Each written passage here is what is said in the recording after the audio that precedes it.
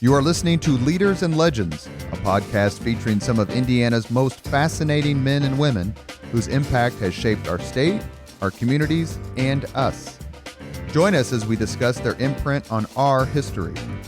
Leaders and Legends is brought to you by Veteran Strategies Incorporated, your local veteran business enterprise specializing in public relations, media relations, public outreach, crisis communications, and digital photography. My name is Robert Vane, Principal of Veteran Strategies, former Deputy Chief of Staff to Mayor Greg Ballard, and Communications Director for the Indiana Republican Party.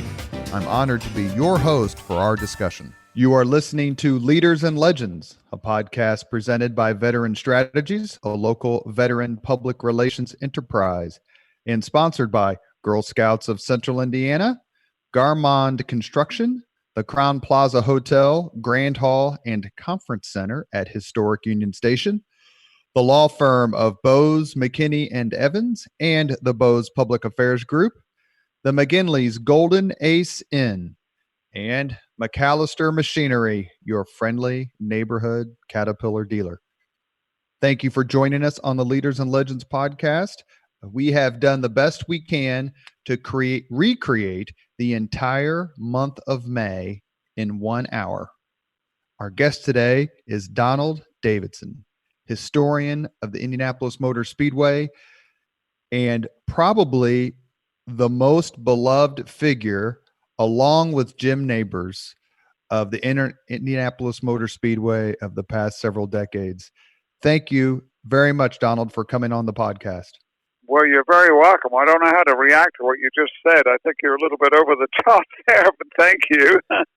Well, I told a few people that you were coming on, and, a lot of times with my podcast, I get, oh, that's cool, or, that's an interesting guest. But I told a few people you were coming on, and the universal response I received, was, ooh, I can't wait for that one. Oh, well, wow. Okay.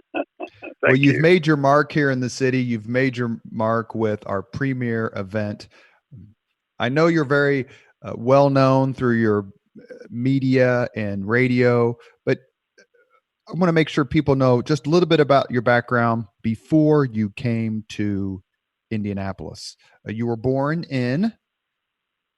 I was born in Salisbury in Wiltshire in the south of England.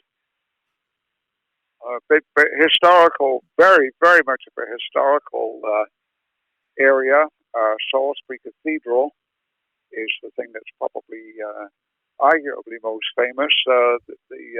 Or Stonehenge, which is about 10 miles from the city center, I think. It's just up the way and wasn't very far from where I was raised. In fact, not only did we go there several times before it was all cordoned off, but when I was a young lad, I think at least twice on a Sunday, we would actually walk from our home over to Stonehenge. It was quite a trek, and then we would take the bus back. But it's just obviously, very, very historical. And then the cathedral was built in 1220, so by American standards, that's really, really old. And then I kid people by telling them, well, actually, that's the new cathedral to replace the one that they had before that.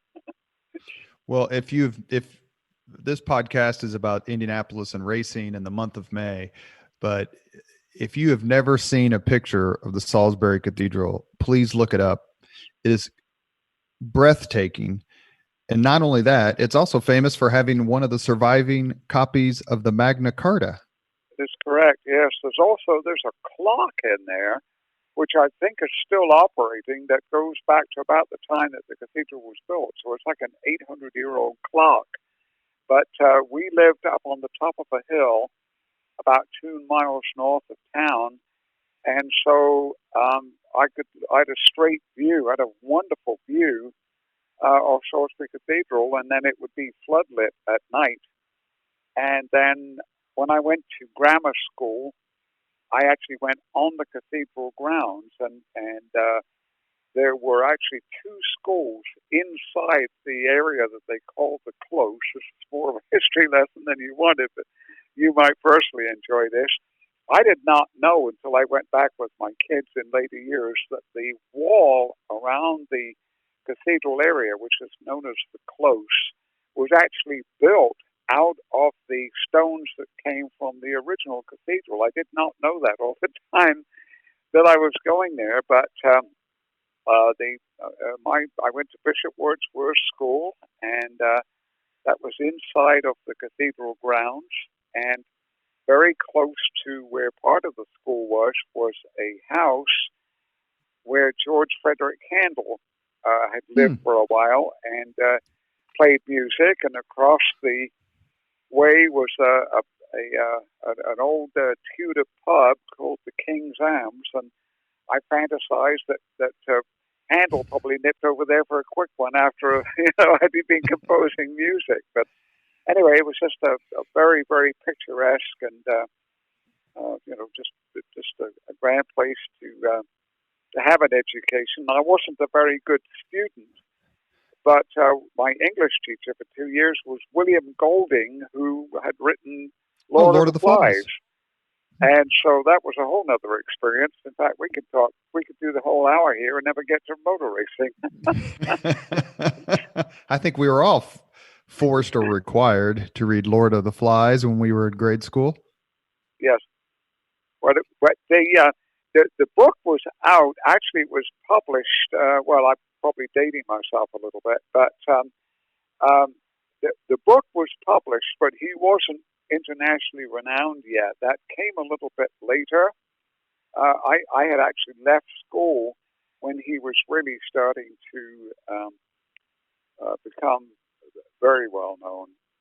But he was a very interesting teacher. His nickname was Scruff, and I've got several stories about him. But as I say, I wasn't a very good student, but he was actually very kind to me with his marks. After you both became famous, did you reconnect? I actually, yes. Years later, when I was, I'd gone back, when my mother was still living, and I've got family over there, and I actually contacted several of my teachers, and many of them were just very, very pleased to reconnect with me because I just hit it off with some of them. He had known my father, but I have to say that when I tried to look him up, he was pleasant but a little distant, not as forthcoming as some of the other fellows were. But that's okay. When reading about your career, it becomes clear that racing is something that struck your fancy when you were younger. But originally, yep, it was not necessarily what you would call American racing. It was more of kind of a European Grand Prix style racing. Am I remembering this? Yes. Well, I explain it this way. I was aware of drivers from from being very, very young, because you would hear the names all the time, and I describe it this way. Britain, is not a very large country, and the Brits always embraced motorsport, always did. And so they were very, pro-British and so on and so forth. But you would hear these names, and it was rather like growing up in Indiana and knowing the basketball players, because you'd hear the names whether you cared about it or not. And so I knew a lot of race drivers by name. But then also, again, I'm dating myself, that not only were there motorcycle races that were well known, but test pilots. And we don't do that anymore, but, there were several test pilots in England that were just well known like astronauts. So anyway, the thing is, and my dad was interested in it casually, but most, males were. And so I always knew about it, but it didn't really, it bit me when I was, it just suddenly clicked, or however you want to phrase it, when I was just entering my teens. And then I wanted to know more about it, and I was fascinated by the names, and there was something about seeing names in print. And so then I found that I could memorize results. So I went from, the winners of a Grand Prix, of the Grand Prix season for a season, which might in those days be like 7 or 8 races. So it was fairly easy to remember the winners. And then I would do the previous year, and then I would do the seconds and thirds. And at that time, probably more of an explanation than you want, but at the time, this was the early days of the World Driving Championship, which is now the Formula One Championship. And there was no United States Grand Prix at the time. And so the Indianapolis 500 counted towards the World Driving Championship. And upon reflection, it didn't make any sense because the specifications were different and certainly the participants were different. But when I saw a table of how the points were applied, and I'm looking down and I thought, well, Sterling Moss, I know him, and Peter Collins and Mike Hoffman, I know them, but who's Troy Ruttman? And who's Bill Vukovich? And who's Sam Hanks? And, I know about Maseratis and Ferraris and Blonde Exhaust Special, John Zink Special, what's this? And so that's how I first became aware of it. And then I saw an outline of the circuit, and I thought, wait a minute, the Monaco is Silverstone of road courses. The Nürburgring in Germany has 176 turns. What's this thing where it's all left-hand turns? And so I mentioned it to my dad, and he knew what the Indianapolis 500 was, but a lot of the people at that time did not. My friends, they had no idea what I was talking about. But anyway, making a long answer out of this, but I was fascinated by these names, and I thought, well, I want to know more about it. And then I found out that there was a publication each year called the Indianapolis 500 Yearbook. Well, you couldn't find that in your average bookshop, but we found a place in London, and my mother bought me a copy, and then that just opened up a whole new world. I just loved not only the names of the drivers, but when I saw the photographs of the cars and how beautifully they were painted, and the chrome exhaust pipes and everything, I thought, oh, I just fell in love with the thing. And so I started memorizing Indianapolis 500 results, and I've been given credit for a long time now for having a photographic memory, which I do not. I have met people that have a true photographic memory. That's not what I have because it didn't work for schoolwork. And I actually had a struggle for school, but I managed to work my way through. And as I mentioned earlier, I did go to a grammar school, but I tell people, yeah, I qualified, but I qualified at 5 to 6 on the last day and started 33rd. And so what I had was a selective, retentive, easy access memory. And that meant that if it was something that I was passionate about, and that was the key, then I could memorize it and retain it. And I was going to ask you about that. Actually, I was going to ask you about your memory as someone who's the host of the Leaders and Legends podcast has been called Rain Man by more than a few people because of my ability and my memory, which sounds a lot like what you do. There are certain things that I can memorize very well and can recall. Trying to think the weirdest. I remember my Indianapolis Public Schools student ID number, which is beyond obscure, but I did take a fancy to remembering all the kings and queens of England back to Edward the Confessor in order. Really? Yes. But and then that's a whole other thing about you probably had selective retentive easy access because let's say I had other subjects that I was interested in. I don't want to get into that now, but I did have the ability to memorize stuff that I cared about. And then as the years would go by, and when I would get stuck on one, I didn't want to look it up.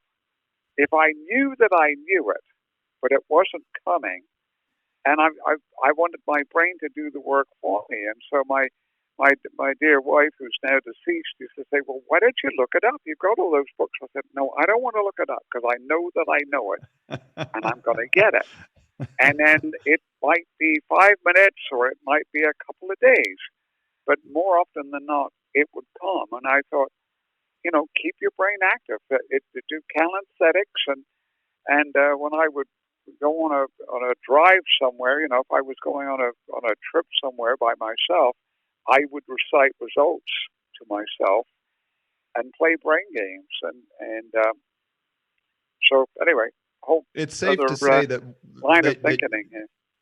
Well, your love of Indianapolis, both the city and the race, along with your genial personality, are two of the things that cause people to gravitate towards you and enjoy your show and enjoy listening to you. But I have seen you pull stats and facts and drivers from out of absolutely nowhere, and looked at the people who are asking you questions or been next to them and have them shake their head in amazement. I tell people having a wonderful memory is both a blessing and a curse. Yes. But for you, it's been a blessing ever since you came here, which my research shows the first time you came here was in 64. Mm-hmm. And in 64, don't ask me how old I was. I'm not telling you. He came over at age 2. In 1964, that is A.J. Foyt's second victory. It's also the race, I believe, where Eddie Sachs and Dave McDonald died. That is if correct. Memory serves. Tell me about the first time you walked in to the Indianapolis Motor Speedway when all the people were there and it was absolutely packed and at a fever pitch. What did you, as a young man from Southwest England, think about this race and that racetrack? Well, I got there. It was planned. I didn't just come for the race. I got there the night. I arrived at the track late afternoon before the first qualifying day, and that was planned. But when I arrived and they gave me the credential, they gave me a bronze badge, which would get me in the garage area but out the pits.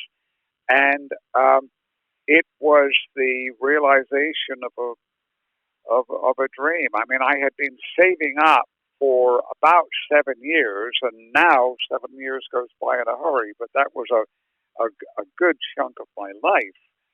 And so what I tell people that when I arrived, it was not a whim. It was a mission. It was something that I've been working on for years. I mean, I saved up the money, and it took a while, and finally I'd saved enough that I made the trip, and by this time I'd memorized tons of stuff, and so I came, which for me wasn't easily done, and but I just was driven, and I know there's a pun in there somewhere, but when I had been in contact with a wonderful lady named Miss Frances Durr, who was the director of ticket sales. And I mean, I was impressed early on when I first wrote to the track to find out, how does one purchase a ticket? And I was really impressed by the fact that my questions were answered in a very personal way. There were no form letters. I mean, I showed my dad. I said, "Look, I've got this letter from the Indianapolis Speedway. This lady, look at this. She has actually answered my questions point by point." And so when I ordered the ticket, and the correspondence was over a period of probably 6 or 7 months, when I thought, I think I'm at the point now where I'm going to be able to go next year or whatever it was. And so when I, sent the note and said, "Okay, well, I'm coming," and then shortly before I left, I get this letter from her that said that because you're coming, we're looking forward to come and see us. She said, "When you get here, come and see me. We're going to give you a credential to get in." And I thought, What? You're kidding me? No beg, borrow, steal, or deals. I mean, they said, we'll give you the credential. I never asked for it. And so when I arrived and I got that, and then I remember that in those days, it was the old little single-story brick building on the corner of what used to be the corner of 16th and Georgetown. And when I when I met the lady and some of the others came out and they were all smiling and that was very different from what I thought. It was just sort of a very warm, the Hoosier Hospitality I experienced immediately. And these ladies were, probably went to Speedway Christian Church or St. Chris or whatever, and evidently my letters had been shared around, or at least I got that impression, because all of these ladies were kind of looking over the counter and beaming because he's here. So anyway, after I got the credential, I remember going out of the back door and across to the first turn grandstand, because I knew that you could go up into that stand in turn one. And so I go up there, and the cars are practicing, and I'm looking at the garage area, and I thought, I can't believe I'm here. There it is. It's for real. And then I thought, well, Donald, what are you standing here for? They gave you a credential. You can go over there. So I then headed for the garage area, but it was took a little longer than it would now, because in those days, the tunnel was underneath turn two. The entrance now between turns 1 and 2, that wasn't there. And so one had to trot from turn 1 all the way over to turn 2 to where the motel was almost, and then down through the tunnel, and then back across the infield and into the garage area. And almost immediately, and I'm looking around, and all of these people that I am recognizing that are no longer black and white photographs or on film, they're real. And some of them were looking at me and sort of wondering, who on earth is that? I got that early on because I'm wearing a suit and a white shirt and a tie and a pompadour hairstyle and what the Brits called winkle picker shoes, which were pointed toes. And I definitely didn't look like anybody that would be at the racetrack, and they were thinking, who the heck is that? And anyway, so quickly I began to meet drivers, and it was just like magic, because word spread very quickly about this English chap that could recite the careers of the drivers, which I could for just about anybody that you asked me about or presented me with, and I was astonished at how interested they were, and B, how friendly they were. Virtually all of the drivers and the car owners and chief mechanics that I met right off the bat were really nice people, and that I thought that drivers would. I'm not giving enough chance to ask any questions here. But I really thought that drivers would be very intense, and that they would have an entourage, and you couldn't touch or talk to the driver. And I was amazed at how free and easy everybody was. I mean, I was just astonished. And most of them were very interested in what I had done. And so word spread quickly, and all I had to do was walk around, and then somebody would come up and say, hey, this is so-and-so. And I said, oh, yes, I know. Well, tell him about himself. And a lot of them thought that I was a put-on or a practical joke. And it was just for 3 incredible weeks. And anyway, it was just, it was when just you came, an experience that I can't explain. Well, that's all right. No. When you came in 1964, yes. Were there any drivers? I think I know the answer, but I'm going to ask it anyway. Any drivers from Britain, from Europe, who were participating in the race that month? Yes, Jim Clark was there, who's Scottish, and Jack Brabham, an Australian, were there.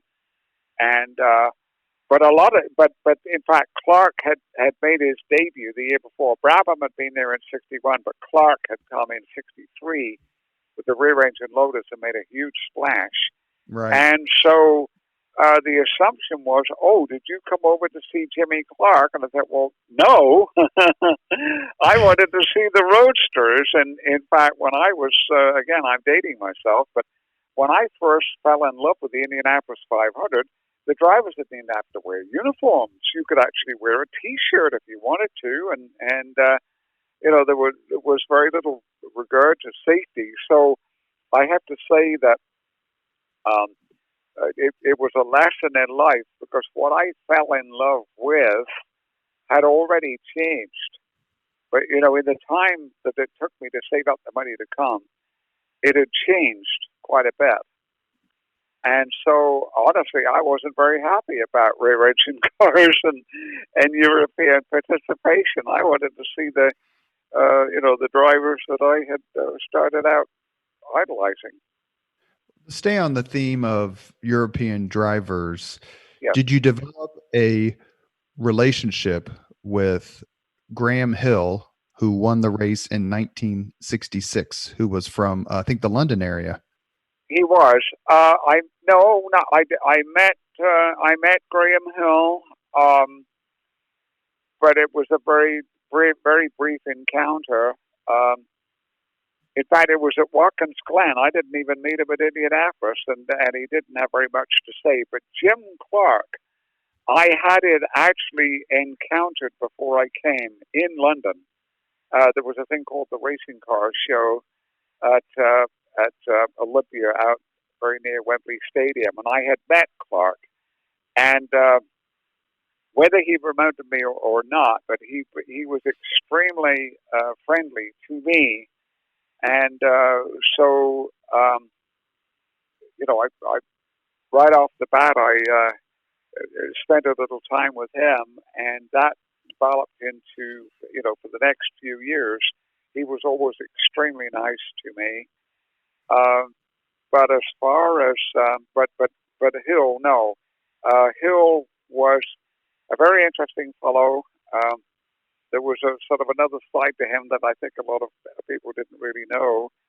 And as charming and as witty as he was, as I say, I did meet him, but it was very brief. And so that was just about the extent of that. But were you proud, though, when he wins? It's a fellow Brit, and he wins the Indianapolis 500 in '66. Were you secretly jumping for joy? Oh, no.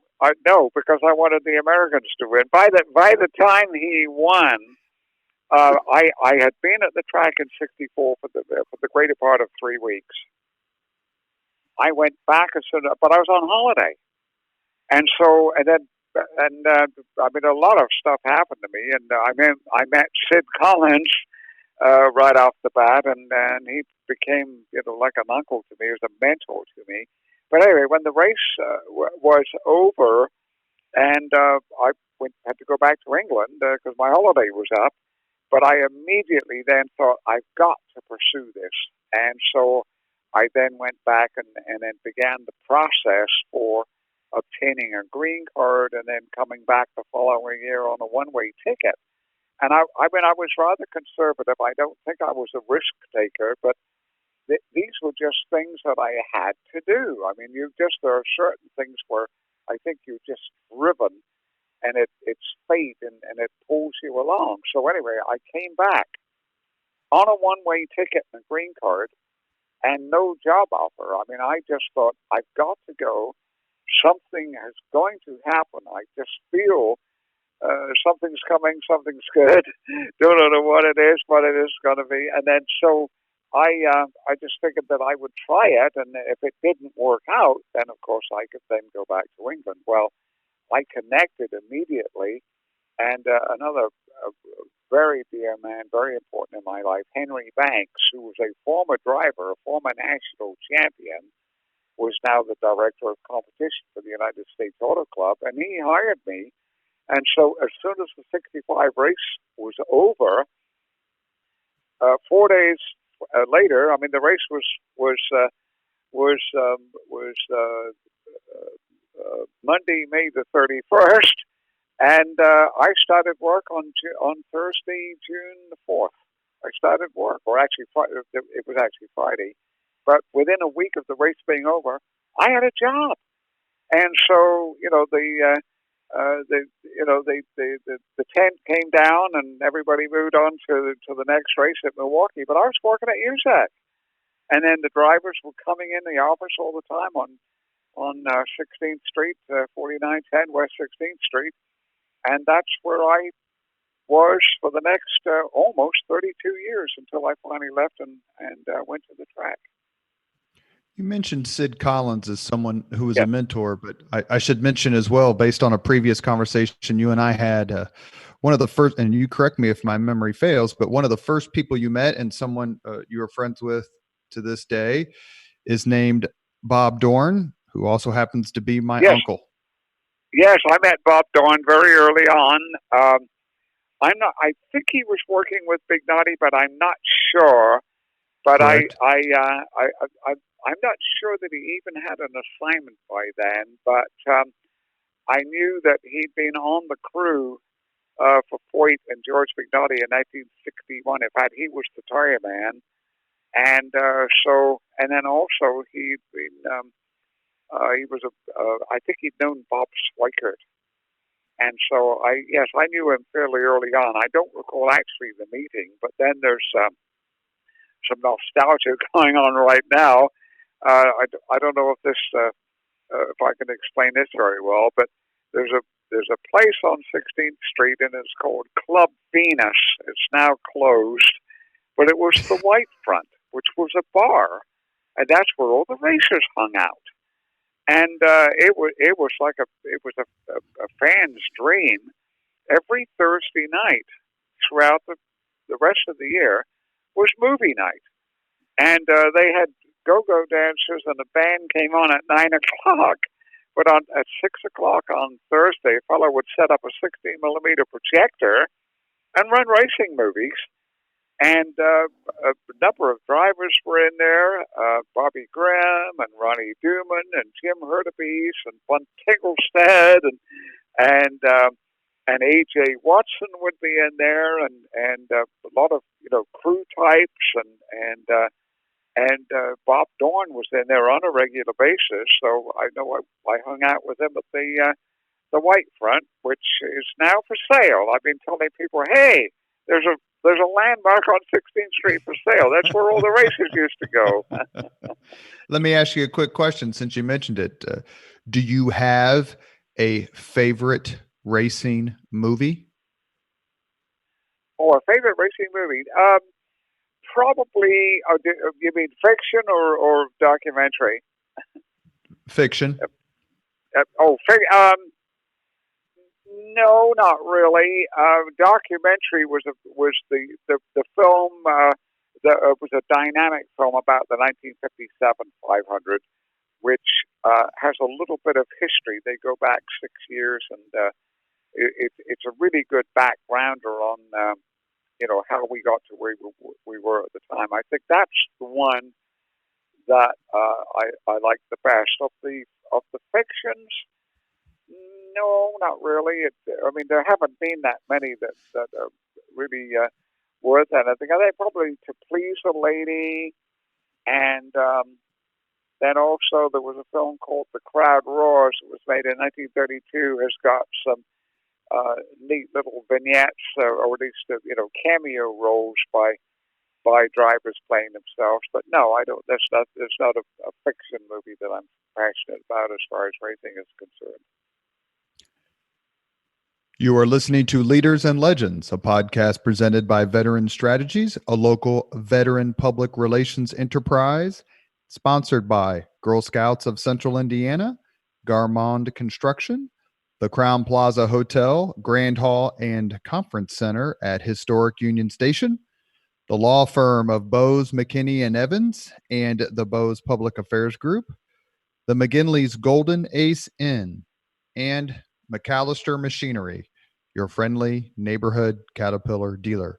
Our guest on the Leaders and Legends podcast today is Indianapolis Motor Speedway legend and beloved Donald Davidson.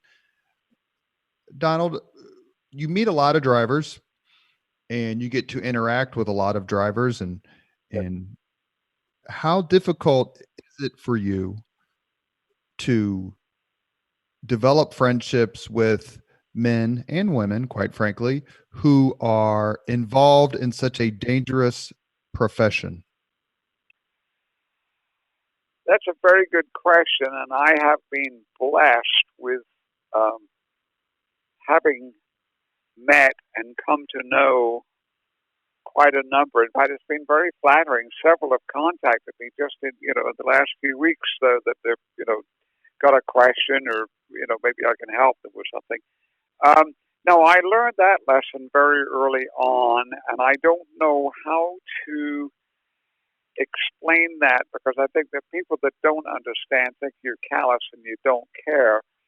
But when I first got interested, when I really got interested, and I'm just entering my teens, the 50s was a very treacherous time, and it was very hard to have a hero.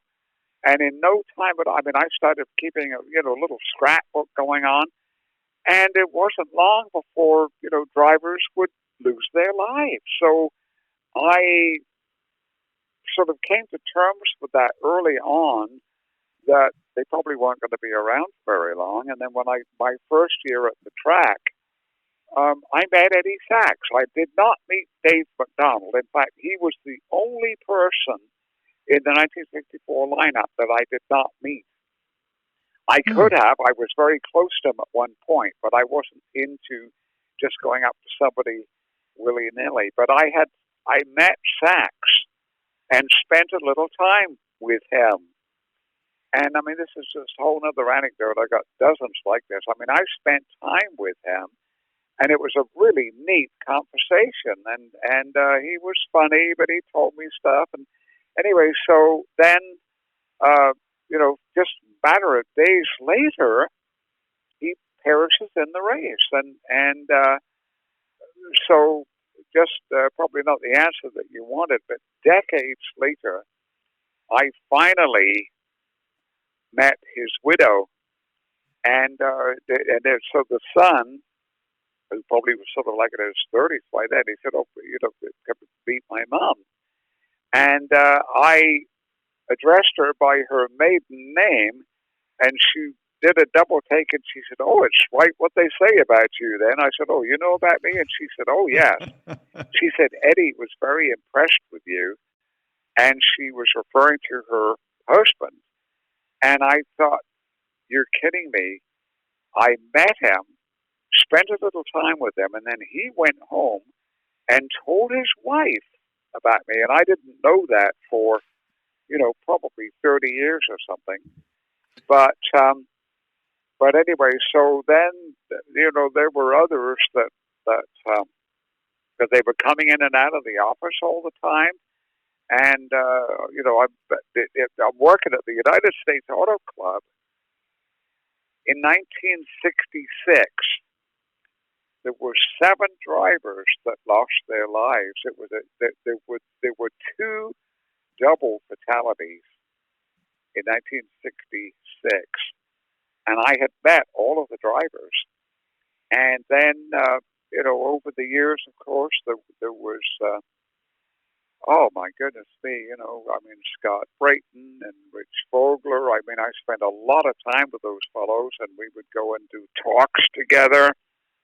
And that's a whole other thing about getting to know the drivers, whereby we would do a talk, and I would already know them. But it was interesting that if it was sort of like if we drove, like I used to go to Rushville every year, and we drive down in May, and we're talking about what happened at the track that day and everything. We go, we do the talk, and then on the way home, they'd slide down in the seat and just tell me all kinds of neat stuff. And that was something that I dealt with very early about when they share stuff with you, what do you report later and what do you not? And there were some things that people told me that They didn't say don't tell anybody necessarily, but I learned to be very discreet about what they told me. But I didn't really answer your question. But it was something that I had to deal with a lot when they were just suddenly not there, and I can't really explain how you deal with it. But I just, I not that I had met the heroes that perished shortly after I became a fan, but I mean, as 13 and 14 years old, it happened. You'd listen to the news on Sunday night, and the driver that you liked had lost their lives. So, well, let me I ask you can't about a even tell particular you how race. many. There's a race that's it's covered still to this day, probably more than any other race, and that is 1973. Oh God, yeah. It was a particularly memorable year for multiple reasons. Yes. I can't remember if that's the year where influential Los Angeles Times columnist Jim Murray had his lead as "Gentlemen, Start Your Coffins" in the Oh, there was Indianapolis another 500. one. It was something like, "Ladies and gentlemen of the United States," it's like, "You can now get up off of your knees." The Indianapolis 500 was over. Yeah, it was interesting that he actually had a relative in the area, and I don't remember what that said. I didn't know that for years. And so he would come back, and but he would, that was his style. It wasn't just the Indianapolis 500. Unfortunately, that was his gig, if you like. And I remember that Sid. A lot of people didn't like Jim Murray, and Sid was very, very good about going to somebody and talking it over with them, and so I know that he did that. But yeah, no, there was a lot of newspapers. Jim Murray, of course. That, as I say, that was his gig, if you like. But there was a lot of anti-racing editorials that were done in '64 and '73, and I'd long been working at USAC at that time. And just a dreadful, just the whole month. It was just disaster after disaster, and the weather was horrible, and you just wanted to just forget about it. So, well, did you get the sense that the Indianapolis 500 in particular was in trouble? That there would be some sort of effort, either within the sport or perhaps legislatively, to change the race? I had that in 1964. I was down in turn one. I went down to the inside of turn one to watch the start, and they come by on the pace lap, and then the first lap, and then the second lap, and I thought, there's not very many cars came by, and then I was aware that people in the stands across the way were standing up, and a lot of the people around me had taken off running, and I turned around and saw the black smoke going, and my first thought was somebody crashed into the pits, and then that was, fuel in the pits that was on fire, and but anyway, I then took off as well, and running and jogging and walking, and then thinking, Donald, because it was quiet, the sound of the crowd, but obviously the cars had stopped, and it was clear some disaster had taken place. And I remember thinking, walking down the straightaway, walking towards the scene, which was quite a walk, by the way. It was pretty close. It was like 3/4 of a mile, close to a mile. And I remember thinking to myself, there's been a disaster, and is this it? I mean, I remember walking clearly thinking, I wonder if the government will step in because something terrible has obviously happened. Is this the end of it? That you realized your dream here, that, you've been saving for all this time to come. You've come. They gave you the red carpet treatment. You've been taken into the inner circle. But could it now be over? that actually occurred to me as I was walking down there. And I was, this is heavier than I really wanted to be, but I just remember the whole feeling of being down there and seeing the participants and how they dealt with the downtime, because clearly there'd been a disaster. I didn't quite know the extent of it yet, but I heard the rumors going on very quickly, and then the fact that they then, after a while, cleaned the place up, fired up the engines, and off they took. And but it was a different time back then. That's what they did. And I talked to a number of the drivers in retrospect, and I say, this wasn't something I went around with a clipboard to interview them, but just when they would get talking about it, it's very, very interesting that the way that they dealt with it, and those with the families and the thoughts that went through their mind when they're waiting there for the thing to restart. But yeah, I thought then it was over, and then in '73, for somebody like me that was trying to promote the place and say how great it was a little bit of a hard sell. Oh, I believe it completely. I wanted to ask you if this was actually the first question I wrote down, because I want to make sure I asked it and I don't want to forget. So while we're on the subject of races, my first race was 1982, which I believe is the John Cock Mears duel, which remains my favorite race I've attended. Do you have 1, 2, maybe 3 races that stand out to you, that when you're driving in your car or you're sitting in your back porch, you're thinking, man, what a great race this was? Well, I think '82 to me was the greatest finish. It wasn't the closest finish, but the whole thing about and I'm going off on a little bit of a tangent here. There's been some great moments that just lasted a few seconds, and sometimes it wasn't much of an event. Maybe the whole event wasn't that great, but there will be something that will save it, if you like. That's what the people remember, you hope. But '82, where there were several minutes, it wasn't just like a sudden close finish and it was just a few seconds. There was build up to that.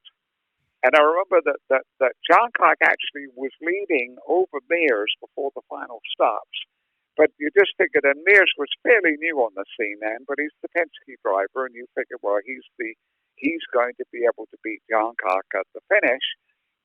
And so when they made the final stops, Mears came in first, I think lap 183, I think, and he did a stop, and it was like a 16, 17-second stop with a full load of fuel and everything, which they didn't need to do, and off he went, which extended John Cock's lead further. Well, then when John Cock came in, he did a time stop of 11 seconds, which was what they had figured out only the amount of fuel that he needed to finish. And they did a time stop, which at that time, I don't know that had been done.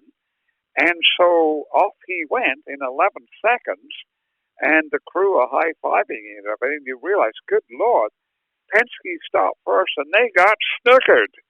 And then, John Cock's lead was 13, 14, 15 seconds, I think. But then Mears went to work. And so, Carnegie was it was incredibly important in the history of the track for how he built the crowds, I think. And that's just a little side editorial there. But he had the time of his life because there were no Jumbotron screens. And rather than it just being a lap or two, there were several laps where you could, you were aware that the gap was 11 seconds and 10 and 9.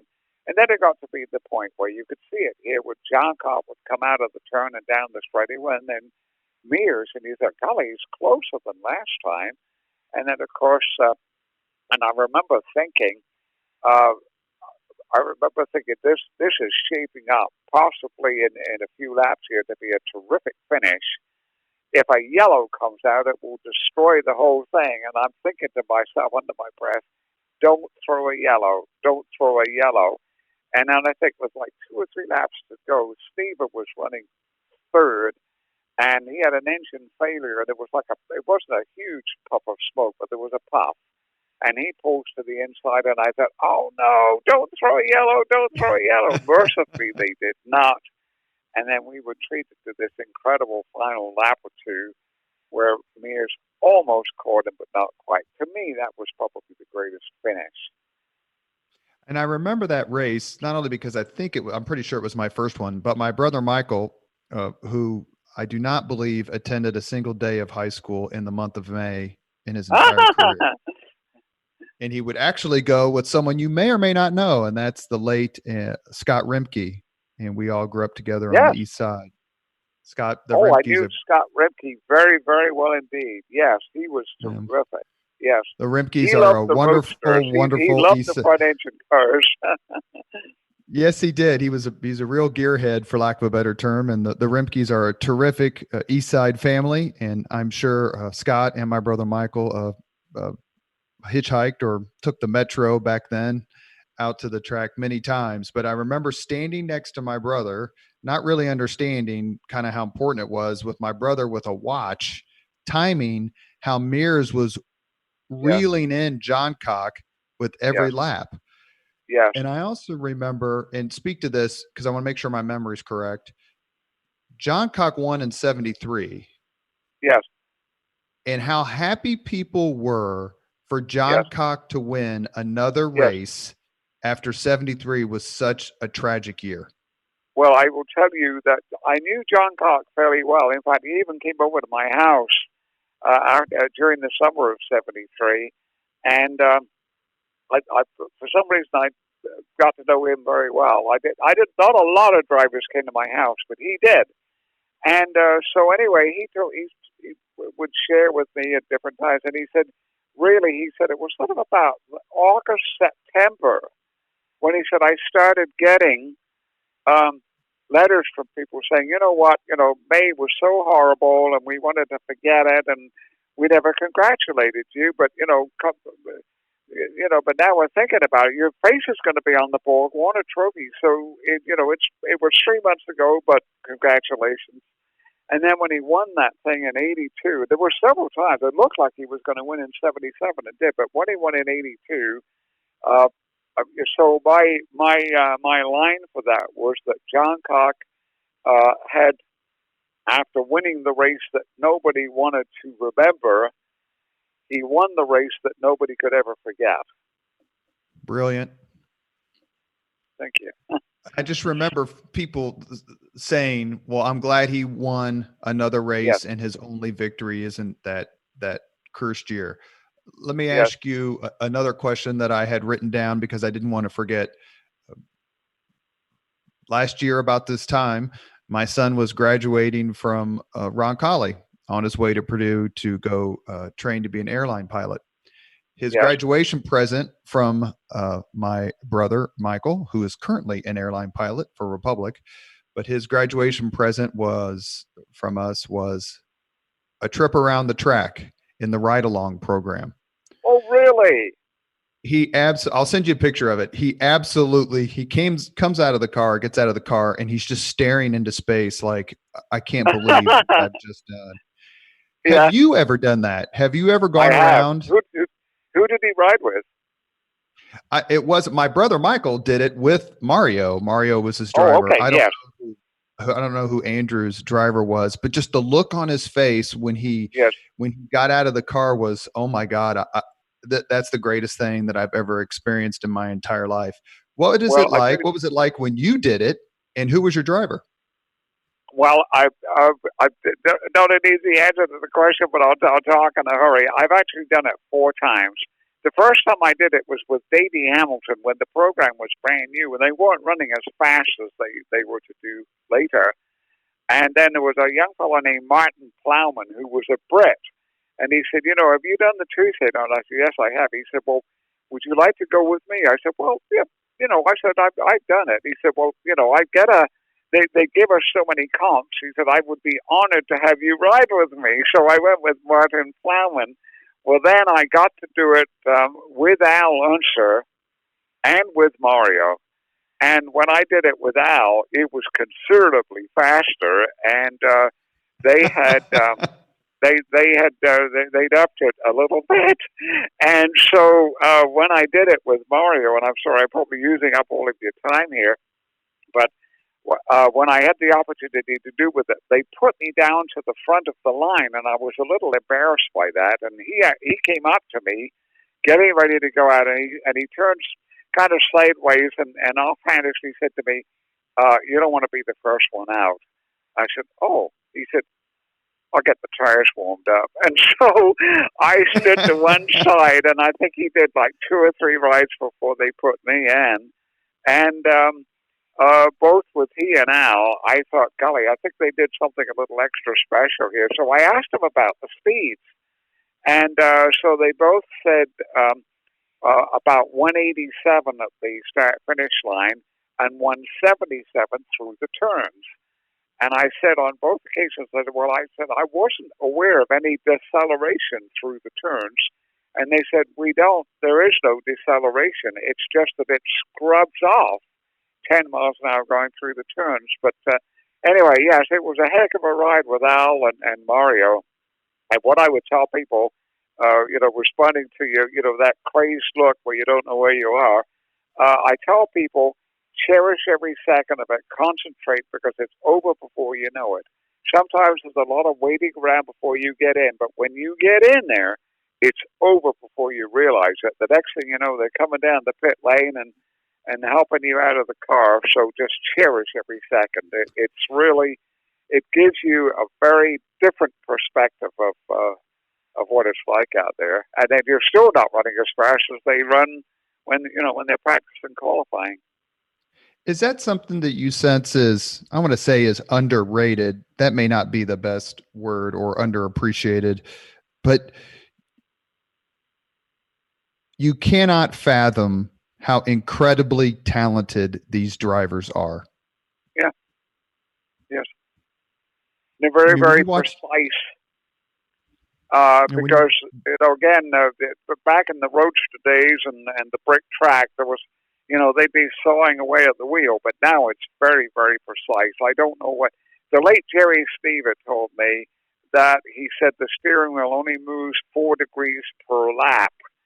And I don't know if that may have changed now. So you're very, very precise. And then, of course, the physical, just the heat in the cockpit, and it's a very, very, very mentally and physically demanding situation. One of the best parts of the 500 doesn't even take place while the cars are racing around the track. It's all the tradition and events that happen before the race actually starts. Do you have a particular favorite moment? Well, I love the pre-race ceremonies. I think in recent years, my thrill has been, you might think, rather mundane, but when the former winners are taken out on the backs of pace cars, and I like to think I had something to do with that in 2011.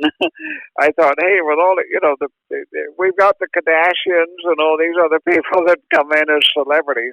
I think the crowd would like to see the drivers. And so typically there'll be 12, 13, 14, 15. In some years it's just been incredible. And so when the pace cars go out with one driver per car, and it's Foyt, and it's Mario, and it's Parnelli Jones, and it's Rutherford, and it's the Unsers, and you hear the crowd just roar. They cheer.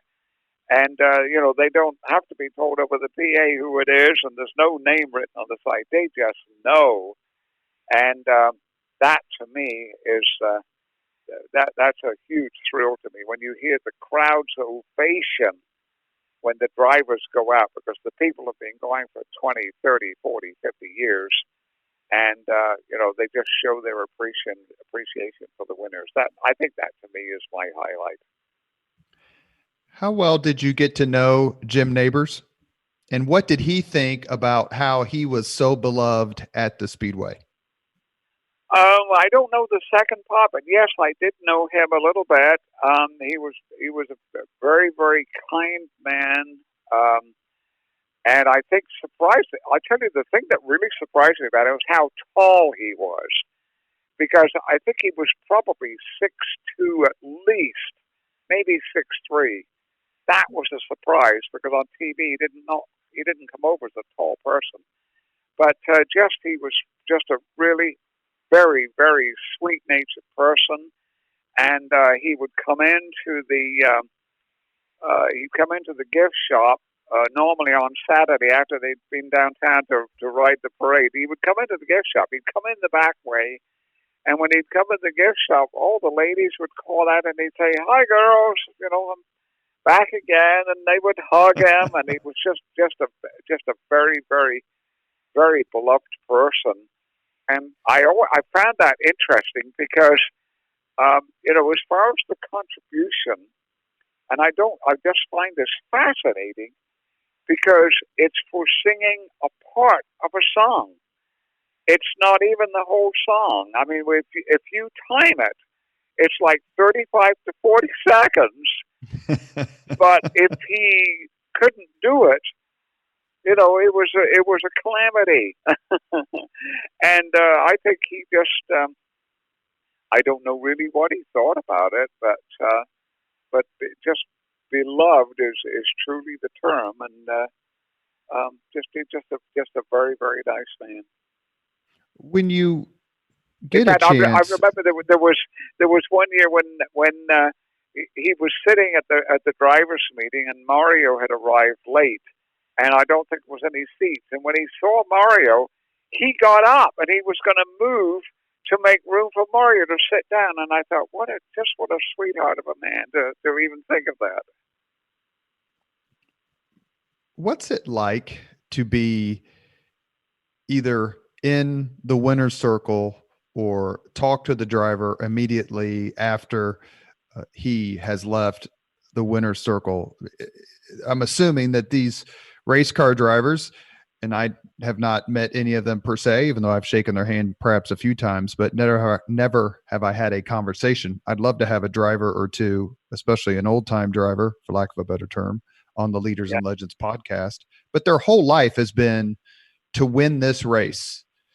Yeah. And AJ Foyt said it so well, where he said, I'm paraphrasing, nobody heard of anybody until they win Indianapolis, and then everyone knows who you are.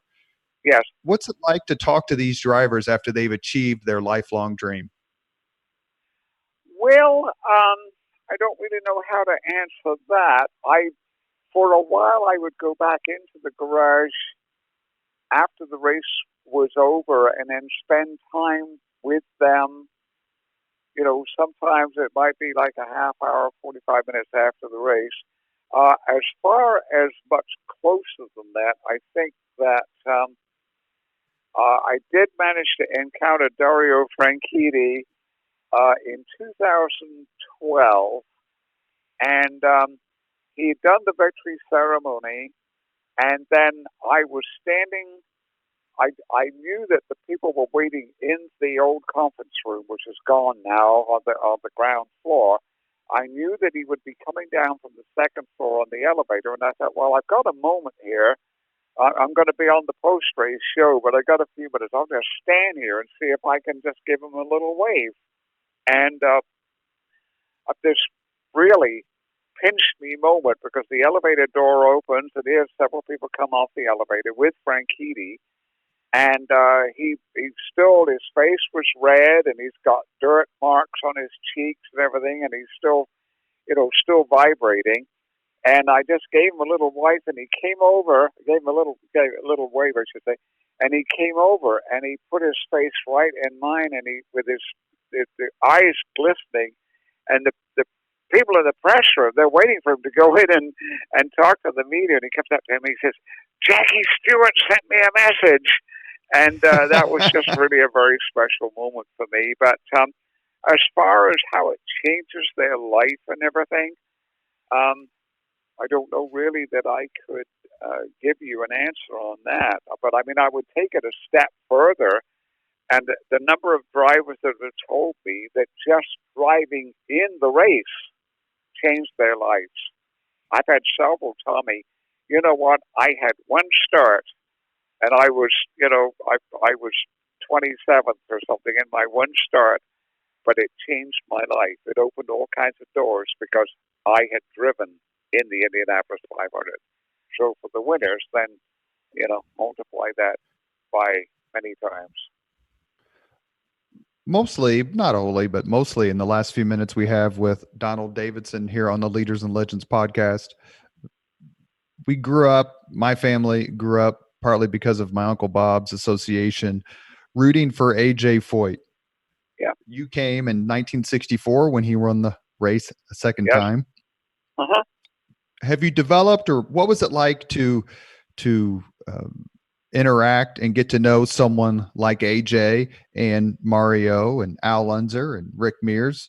You mentioned earlier they were just really down to earth people, but Mr. Foyt had a reputation for being somewhat irascible. Well, he was very good to me right off the bat. In fact, I had met him, and he was actually a little bit shy when I met him. And forgive me for these, I'm a horrendous name dropper. One day I was walking through the garage area, and after I'd been around for it was probably 2, 3, 4 days before the race, and it was not a practice day, so qualifying was over. And here comes Foyt and Parnelli together, dressed in civvies. And Foyt stopped and said, "Hey, you're pretty good about the crash. How are you for the future?" And I said, "Well, I think all the rear engine cars are going to blow up, and it's going to be between you and Parnelli and the Roadsters." And they both started laughing and, punching each other in the shoulder and so on and so forth. So when the race was over, and I didn't have a duty in '64, so I went up and down the pits, and Sid had me on the broadcast for a little bit. So when the race was over, I figured out that if I went down to the victory area, which was at the south end of the pitch, where the guards were ready with the ropes, because the winning car would come down the straightaway and then turn left at the end of the pitch and go into this grassy area, and I knew that. And that the guards would then run around in half circles and then join up with ropes so you couldn't get in. And so I thought, golly, if I can hold onto the rope here and run around with them, I might be able to get in the shots and be in the background. And sure enough, it worked. Anyway, so then when the wreath and the milk and all of that was over, and then it was time, and the cars had been flagged in, so then it's time for Foyt to go out on the back of the pace car, which was the Ford Mustang. So he gets on the back, and Tony Holman's in the front, and crew members and so on and so forth. And as it was working its way through the crowd, Foyt spotted me and said, "Hey," he said, "we were going to win." And I was astonished that he would think of that. Well, during the next few years, I didn't really know him very well. I mean, Rutherford I knew a lot better than, and Al, eventually, it took me a little while to really get to know him. But then over the years, and Foyt sort of started to mellow a little bit. And one of the most incredible experiences of my life was George Bignotti passed away, and there was a celebration of life held in the old conference room, which again is not there anymore. And we thought there would be. I was asked to do a eulogy, or at least do a tribute to George. And so Foyt showed up, and he and I sat at the table, and nobody else came up. And it was astonishing because Foyt was doing Bignotti stories, and we probably did 45 minutes. And we even took questions, and Parnelli Jones had been invited up and declined. He sat in the audience, but he raised his hand.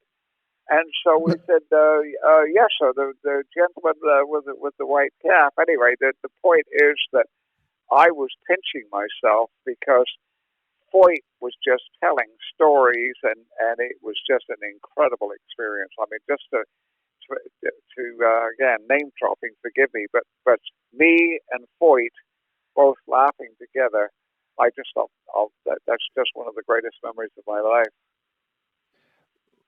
I used to work at the Holiday Inn Airport, owned by the Dora family, Jim Dora, who also was heavily involved in the Motor Speedway Motel. But I remember Yes. working at the hotel on race weekend. I'd come out of the military, come out of the Army in 1990, and I worked there for 2 or 3 years. And checking people in for race weekend was always my favorite part, simply because I got a chance to talk to people from all over the country. And the question I asked them is, on Friday when they checked in, have you ever been to the 500 before? And they would say no. Most of them would say no. And I'd say, I'll be here Sunday night after the race, or Monday when you check out. Just tell me what you think. And on Sunday night, when they would come back from the race, in the early evening or whenever, and they would come back and we would have a conversation, the look and the expression of absolute awe that came over their face, like they have just witnessed something that they weren't fully prepared for. A, do you talk to people about that? And B, even after 50 plus years, do you still feel it? Oh yes, absolutely. And I'm going to go off in another direction. I love going out because the Crowne, one of your sponsors, and I was actually thinking about this, having no idea you're going to bring this up, that the Crowne Plaza out there is the old Holiday Inn. Right by when it used to be, when the airport was 10 minutes from the track and so easy to get to. That's the old Holiday Inn, and I've done so many functions out there. So I'm really not answering your question very well. But the people that have never been before, I don't know whether they quite know what to expect, and I don't know that it grabs them all the first time. But I think it's very different to what they imagined it would be. And I think part of it was just the overall spectacle, but then also I think a lot of it is the electricity that was created by the people around them. I think they get the vibes, where it's more than just cars going around. It's the passion with the people that are around you that have been doing it for 30, 40, 50 years. I think that's part of it too. And we should definitely add Memorial Day and taps and the presence of the military. That's one of the most moving things, is when they play taps. The people that you look across the way and see all the handkerchiefs out. And deservedly so. You have been listening to the Leaders and Legends podcast. It's presented by Veteran Strategies, a local veteran public relations enterprise, and sponsored by Girl Scouts of Central Indiana, Garmong Construction, the Crowne Plaza Hotel, Grand Hall, and Conference Center at Historic Union Station, the law firm of Bose, McKinney, and Evans, and the Bose Public Affairs Group, the McGinley's Golden Ace Inn, and MacAllister Machinery, your friendly neighborhood Caterpillar dealer. Our guest today has been Donald Davidson, world famous historian of the Indianapolis Motor Speedway, adopted Hoosier, and someone who was very generous with his time today. Thank you so much for coming on the podcast. I really enjoyed it. If you want to do another one of these, I got a lot of stories. Well, let's do that. I would be very honored to have you on again. And I wrote down about 647 questions, and I got about through 5 of them. And so let's do it again, maybe closer to the race as it happens. I would love that. I would really love that. I just love doing radio and podcasts. Well, thank you very, very much, and we appreciate your time. All right. Thank you. Thank you very much for listening to Leaders and Legends, brought to you by Veteran Strategies Incorporated. If you want to contact us about this program or our menu of public relations services, please send us an email at robert@veteranstrategies.com. That's robert@veteranstrategies.com.